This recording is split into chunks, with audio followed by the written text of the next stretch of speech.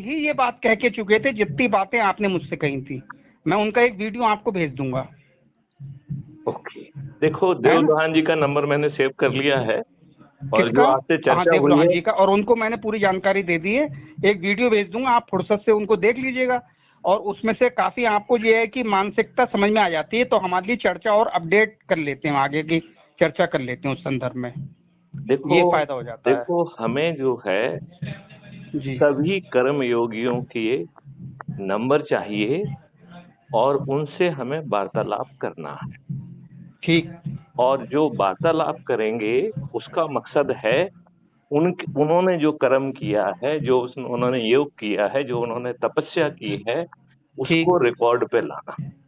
बिल्कुल। राइट। हाँ, ये बात इसके भी ठीक है। इसके इसके बाद जो है उस व्यक्ति को समझाना है कि तुम्हारे इस मॉडल को हम अपने इंटीग्रेटिव इसके तहत, डिजिटल इंजन के तहत कैसे जमीन पर उतारेंगे, और उसके लिए मानवीय संसाधन पोटेंशियल रियलाइज करने वाले माइलस्टोन वाला और डिप्लॉयमेंट वाली थ्योरी के तहत पैदा किए जाएंगे, जिसमें गरीब से गरीब व्यक्ति, यदि उसके पास पोटेंशियल है तो वो कल का इंडस्ट्रियलिस्ट होगा। उसके पिताजी की माली हालत तो गरीब, और तो यहीं गरीब। पर मैं ये टोकूंगा कि इस संदर्भ में मेरा ये काम ऐसा है कि मेरे लिए मजदूर वर्ग से लेकर और किसान वर्ग से लेकर हर व्यक्ति से मिलने का मुझे अवसर प्राप्त होता है, और मैं हर विषय पे उनसे चर्चा भी करता हूँ, उनके गुणों को पहचानता हूँ, उनकी काम की शैली को पहचानता हूँ, उनकी योग्यताओं को पहचानता हूँ। तो वो अब काम में आने का समय, मुझे लगता है आपने बिल्कुल सही चीज मुझे मिल गई है। ठीक है, तो अब हम आपको एक दूसरी चीज बताना चाहते हैं। हाँ, बताइए। उसको ध्यान से सुनो। हम ठीक। आपको क्या बताना चाहते हैं कि ये सब काम हम नहीं करेंगे। बिल्कुल तो ये ठीक है। काम कौन करेगा? हम डिजिटल इंजन। चाहेंगे हम चाहेंगे कि जो आज के एजुकेशनल इंस्टीट्यूशंस हैं उनको हम्म। ट्रेनिंग दें, और वो हम्म। व्यक्तियों से बातचीत करें, ठीक। और उसके बातचीत के दौरान पार्टिसिपेटिव तरीके से जो भी मॉडल्स हैं, अर्धे पुर्धे जिनकी अभी कोई इफिशिएंसी नहीं है, हाँ, हाँ, उनसे हाँ। हम हर व्यक्ति का पोटेंशियल नापेंगे, चाहे वो मजदूरी कर रहा हो, चाहे जो कुछ कर रहा हो। हाँ, जिस लायक भी है। हाँ, और उसको पहले थोड़ा बहुत कुछ देके आज की स्थिति में उसको डिप्लॉय कर देंगे। ठीक। जब वो माइलस्टोन 1 से माइलस्टोन 2 की यात्रा पे जाएगा, तब हाँ, हम उसके साथ बहुत रिग्रेसिव काम करेंगे, और उसके पाथवेज रिफाइन करने का मौका देंगे। जो जैसे हमने आपको समझाया था हाँ, कि यदि हाँ। किसी ने इंजीनियरिंग की है हम्म। और माइलस्टोन 1 में, और माइलस्टोन 2 में उसे लगता है कि हमें डॉक्टर बनना है, तो हम्म। उसे डॉक्टर बनने का वो अवसर मिलेगा, और उसे हम्म। बकवास बिल्कुल नहीं पढ़ना होगा। उसे हम्म। केवल वो मिनिमम चीजें बताई जाएंगी जो उसके प्रोफेशन के लिए आवश्यक हैं। जिसकी तरफ उसका मन कर रहा है, काम करने योग्य। करेक्ट। और उसको जो है फिर इतना अभ्यास करा के हुनर में कन्वर्ट किया जाएगा, और और फिर उसकी उस आत्मा जब उस विषय को पकड़ेगी तो उसमें हमारे रिजल्ट भी मिलेगा। करेक्ट। और फिर हम उसको उसी एकेडमिक वातावरण में उसे हम्म। हम रमा करेंगे और सर्टिफिकेट ऑफ एक्सीलेंस देंगे। ठीक। सर्टिफिकेट ऑफ एक्सीलेंस देके हम अपने सिस्टम में उसके लिए जगह पैदा करेंगे। तो हाँ, हमारे ठीक। आदमी को किसी अडानी या अंबानी के पास जाके रोजगार नहीं मांगना होगा, हम्म। तो उसका फील्ड डिप्लॉयमेंट होगा, वो भी हमारे सिस्टम के तहत। ठीक। राइट, मतलब हम उसको डिप्लॉय करेंगे, चाहे रिसर्च में करें, चाहे इंडस्ट्री में करें, जहां करना है करेंगे, और हम उसके एक्सीलेंस के साथ उसे भेजें। बिल्कुल ठीक। उस समय वो, यदि उसकी माली हालत ठीक नहीं है, तो उससे एक पैसा नहीं लिया जाएगा। हम्म। जैसा हमने आपको समझाया था कि उस पर जो खर्च किया जाएगा वो ट्रांसपेरेंट तरीके से कैलकुलेट होके उसकी आइडेंटिटी और आईडी में उसको अपने अकाउंट में दिखाई देगा। ठीक। राइट। और हाँ। जब हम उसका फील्ड डिप्लॉयमेंट कर देंगे, और वो फील्ड डिप्लॉयमेंट भी उस पर थोपा नहीं जाएगा, बिल्कुल सही वो है। कहाँ जाना चाहता है ये जो उसका उसके, अनुकूल है। हाँ, वो जहां जाना चाहता है हाँ। ये उसके कंसल्टेशन से तय होगा। हम्म। तो माइलस्टोन उसके कंसल्टेशन से तय हुआ, यो रोजगार डिप्लॉयमेंट भी उसके डिप्लोमेंट भी उसके उसके कंसल्टेशन से हुआ, सेट हुआ। और फिर उसको कंट्रीब्यूट करने का मौका मिलेगा, और वो अपने फील्ड में ऑलरेडी थ्योरेटिकल एक्सीलेंस पा चुका है, पहले से ही हम दे चुके हैं, और फिर उसे वो रियल सिचुएशन में एक सोशल कंट्रीब्यूशन के तौर पर ग्राउंड पे करेगा, और जितना वो कंट्रीब्यूट करता जाएगा इंस्टेंटेनियसली उसको रेवेन्यू फ्लो होगी, और सही है। जो रेवेन्यू फ्लो होगी उससे जो उसका खर्चा है वो बहुत ही आसान किस्तों में चुका कट देगा। जाएगा। हाँ, और उसको उसी जगह पे प्लेस ऑफ डिप्लॉयमेंट में इंटाइटलमेंट ऑफ हाउसिंग होगा। अच्छा। और वो हाउसिंग आज की जो बेस्ट क्वालिटी की हाउसिंग है वो होगी, बस माइलस्टोन के हिसाब से उसका स्पेस थोड़ा सा कम ज्यादा होगा। हाँ। हम चाहें तो उसको बराबर स्पेस भी दे सकते हैं, लेकिन ऐसा हम करेंगे नहीं। क्यों नहीं करेंगे ये भी बता देते हैं जी। क्योंकि यदि उसको पहले माइलस्टोन में ही सब बेस्ट चीजें मिल जाएंगी तो वो उसकी माइलस्टोन पुअर 2 कंडीशन में माइलस्टोन रहने के लिए वो ऐतराज जताएगा। नहीं, माइलस्टोन 2 और माइलस्टोन 3 की यात्रा करने के लिए उसका मोटिवेशन खत्म हो जाए। ठीक। तो उस मोटिवेशन को बनाए रखने के लिए हम ये कार्रवाई करेंगे। ठीक। Is it clear to you? बिल्कुल ठीक।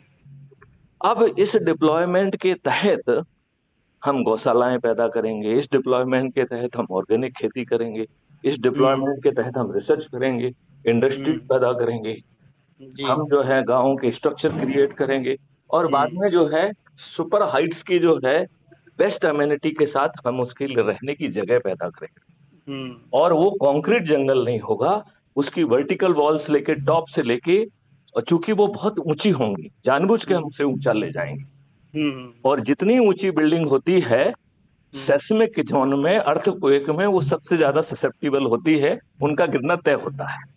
बिल्कुल। तो हम जो है हर टावर को एक दूसरे से फ्रेमवर्क के तहत, जिसमें बहुत सारे विस्कोसिटीज के और बहुत सारे इंजन रहेंगे जो बिल्डिंग के मूवमेंट को एब्जॉर्ब कर पाएंगे, और उस स्ट्रक्चर में मोल्डेड फ्रेमवर्क के माध्यम से हम प्रोडक्टिव सरफेस जनरेट करेंगे, और वहां पर हम जो है ऑर्गेनिक मटेरियल और फाइबर रिच मटेरियल, तो हम जो है वहां पर वो चीजें पैदा कर पाएंगे, और हमारा ये प्रयास रहेगा कि वहां पर जो जिस इकोसिस्टम की चीज सबसे बेस्ट प्रोड्यूस हो सकती है, केवल वही चीज वहां प्रोड्यूस की जाए। मतलब यदि कोई चीज हिमालय में सबसे अच्छी हो सकती है, औषधि गुण के साथ हो सकती है, तो वो हिमालय एरिया में ही पैदा की जाएगी, और हम वहां पे वर्टिकल सरफेस की लाइन लगा देंगे, और उस वर्टिकल सरफेस पे हम अपने ये अमृत मिट्टी और इन सब की जो विशेष चीजों के साथ है माइक्रोब से रिच ऐसी मिट्टी डाल देंगे कि वहां पर जो भी चीज पैदा होगी इंक्लूडिंग औषधि, वो आज की औषधियों से भी ज्यादा गुणकारी हो। बिल्कुल सही है। तो हम एक सेल्फ सस्टेनिंग सिस्टम कर पाएंगे, जहां ना तो आपको शिक्षा के लिए मूव करना पड़ेगा, और ना ही एम्प्लॉयमेंट के लिए, ना ही एम्प्लॉयमेंट के लिए। हाँ, कहीं जाना ही नहीं है। तो आपका जो मूवमेंट है वो होगा सोशल कॉज के लिए, वो होगा स्पिरिचुअल और रिलीजियस कॉज के लिए, और वो होगा एंजॉयमेंट कॉज के लिए। तो जो अभी हम रोड पर जो है धूमधाम देख रहे हैं वो सब खत्म हो जाएगी। बिल्कुल ठीक। सही समय पे हम आपको बताएंगे। हमने वो मॉडल भी बना के रखे हैं कि भारत में एक एक्सीडेंट नहीं होगा। हमने वो मॉडल भी बना के रखे हैं कि भारत में एक भी ट्रैफिक लाइट नहीं। ठीक। हमने वो मॉडल भी बना के रखे हैं कि हमारे वाहनों की कीमत 1/3 हो जाएगी, और एक भी वाहन जो है वो फॉसिल फ्यूल पे नहीं चलेगा। फॉसिल फ्यूल का मतलब है ना सीएनजी पे, ना पेट्रोल पे, ना डीजल पे। हाँ, जो तभी चीजें जो है करे इलेक्ट्रिसिटी ऑपरेटेड रहेंगी, और उसकी जो बैटरी होगी उसको लाइफ टाइम वारंटी होगी। तो आपकी बैटरी बदलेगी और जितनी आप गाड़ी चलाएंगे वो आपसे काउंट किया जाएगा, राइट। आपसे कोई रोड टैक्स नहीं लिया जाएगा, आपसे यूज टैक्स लिया जाएगा। तो जब आपकी गाड़ी मूव करेगी अपने आप आपसे टैक्स कट जाएगा। ये जो डबल टैक्सेशन है ये सब खत्म हो। हमने ऐसे मॉडल पैदा कर दिए हैं जिसमें हम क्राइम और करप्शन फ्री भारत, जिसमें 1 महीने के अंदर न्याय मिलेगा और भारत सरकार के ऊपर धन की वर्षा होगी, हम जो है 10 गुना धन भारत सरकार को दे पाएंगे, वो भारत भी अपने बिना आप टैक्स, समृद्ध हो जाएगा। वो भी बिना टैक्स के। ठीक। आने वाले समय में किसी भी भारतीय को कोई टैक्स नहीं देना होगा। क्या ऐसे अद्भुत भारत को आप चाहते हैं? नहीं, बिल्कुल चाहते हैं, और कई देश ऐसे हैं भी। ये सब छोड़ो, हमने पिछली बार भी आपसे प्रार्थना की थी हाँ हाँ कि हाँ, हम ठीक कहीं ठीक पे ठीक। पैरेलल ना उदाहरण किसी खोदें। से मतलब नहीं है। हाँ, हम बैगेज ना खोदें। हमारे मॉडल जो है इतने पावरफुल हो जाएंगे कि वो पूरा विश्व चाहेगा। दुनिया हमसे सीखे, ना कि हमें किसी का उदाहरण अपनाने की जरूरत हो। सीखे नहीं, हम तो उनके पास जाके उनके यहाँ पे इम्प्लीमेंट भी कर देंगे, डोंट वरी। हाँ वसुदेव कुटुंबम का जो हमारा हाँ, ब्रह्म जो वाक्य है, तो सब पूरा विश्व हमारा कुटुंब है। ये आज की जो घटिया पॉलिटिक्स है, जिसमें कब्जा करो, मारो, इस देश पे कब्जा करो, उस देश पे करो, वहाँ दंगे करवाओ, फलाना करो, ये सब चीजें विलुप्त हो जाएंगी। सही मायने में एक सतयुगी भारत निर्मित होगा। और दुनिया ये चाहती भी है वर्तमान समय में। दुनिया कुछ नहीं चाहती है। दुनिया समझाया जाता है आजकल, पढ़ाया नहीं जाता नहीं नहीं नहीं, है। हाँ। दुनिया अपने पेट पालने में इतनी बिजी हो गई है कि उसे सोचने के लिए जगह ही नहीं है। आप देखिए, पूरी दुनिया घूम रही है, आपको हर आदमी भागते दौड़ते दिख रहा है, हर व्यक्ति परेशान है, टेंशन है। बौराया हुआ है। तो क्यों बढ़ाया हुआ है? हमारे सिस्टम में जितनी भी ट्रेचरी, जितने भी मानव को बहुत कष्ट वाले काम हैं, वो कोई भी काम जो है मानव नहीं करेगा, वो सब जो है रोबोट को ट्रांसफर कर दिए जाएंगे। मानव केवल जो है निर्णय लेगा और उसका उपभोग करेगा, मेडिटेशन करेगा और अपने लिए मोक्ष की यात्रा करेगा। ऐसा इस संदर्भ में तो भारत जो इसका रिच था, वो अब इस संदर्भ में सोचता नहीं है, तो उसकी कल्पना यदि आप या तैयारी कर रहे हैं, बहुत सुंदर सही चीज है। हम पुरानी चीज को हम वेदों पर रिसर्च करेंगे। हाँ बिल्कुल ठीक है। क्योंकि जो है आप सोचते हैं कि न्यूटन ने जो है लॉ बनाए, अरे वो पहले वेद में लिखे हुए थे भाई। वो न्यूटन के तीनों लॉ पहले ही हमारे, कौन है नाम भूल रहे हैं, महर्षि कोई थे जिन्होंने ऑलरेडी वेद में लिखे हुए। तो हाँ, नाम अचानक याद नहीं आता, लेकिन हाँ सब कुछ मालूम है मुझे, अपडेट रहता हूँ मैं हर चीज में। कि वो सारे लॉ, सारे विमानन शास्त्र आदि आदि जितने भी, यानी कि जितना भी सोचा जा रहा है वो सब सोचा जा चुका, करा जा चुका। विमान शास्त्र की प्रतिलिपि अवेलेबल है, जिसमें 8 अध्याय हैं, 32 तरीके के विमानों की बनाने की उसमें विधि उपलब्ध है। और जो पायलटलेस जो है ना विमान भी हैं, हर तरीके के विमान हैं, ये ऑलरेडी विमान शास्त्र में अवेलेबल है। और विमान शास्त्र अवेलेबल है, इट इज। और हमारे यहाँ से चोरी होने के उपरांत ही वो लोग बना पाए थे, इससे पहले वो भी नहीं बना पाए थे। आपको मालूम है कि पहले प्लेन का नए युग में किसने जो है ना डेमोन्स्ट्रेशन किया है? उनका नाम बंबई में अपना ही कहाँ पे उन्होंने प्रदर्शन भी किया था, उस बात को दबा दिया गया था। उन्होंने जहाज भी उड़ा के दिखाया था। उनका नाम उतर जाता अजीब से।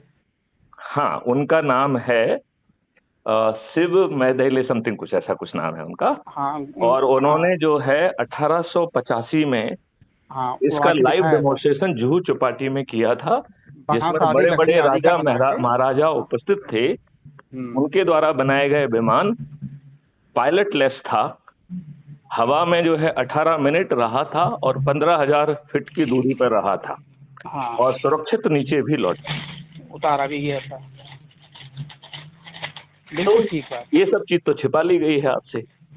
और मैं भी इससे पीड़ित हूँ ना, कम से कम मेरे लिए खुशी ये हो रही है, इतना उच्च लेवल का अधिकारी से, वो भी ऐसे ही पीड़ित है जैसे मैं पीड़ित हूँ, तो इस बात की मुझे बड़ी खुशी हो रही है। मैं बिल्कुल पीड़ित नहीं हूँ।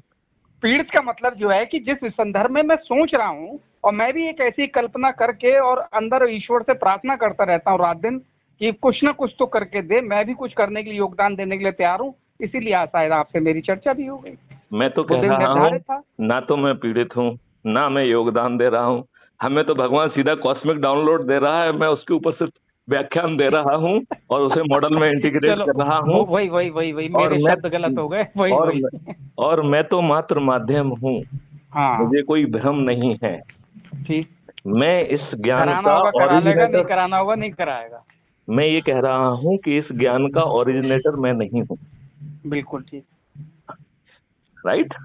ठीक। तो यदुवीर जी, जी आप वो मैं चूंकि वीडियो अभी देखता हूँ। अभी नहीं, वीडियो तो आप देखते रहिए, क्योंकि हमारी हर वार्ता रिकॉर्ड होती है, लिहाजा आप देश के नाम क्या संदेश देना चाहें?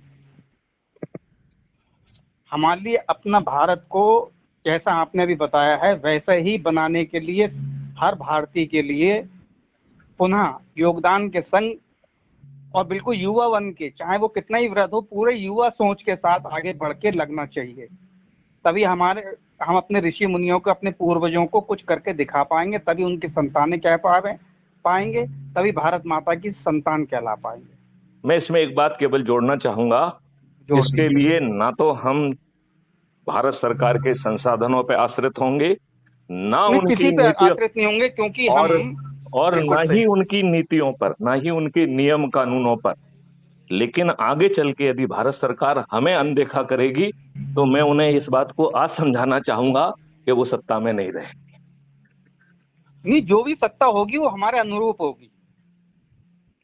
नहीं, जो लोग ग्राउंड में एक्सीलेंस करेंगे वही सत्ताधारी बन जाएंगे। बिल्कुल सही है। हमारे लिए सुंदर भारत, श्रेष्ठ भारत और समृद्ध भारत बनाने के लिए और हमारे वैदिक भारत बनाने के लिए, जहाँ हमारी धरती माता शुद्ध और पवित्र और अच्छा उत्पादन दे, गौ माता प्रसन्नचित आनंदित रहे, यहाँ के बालक ईश्वर के ध्यान आनंद को सुख लें, इस पृथ्वी को स्वर्ग बनाए ना कि नरक बनावे।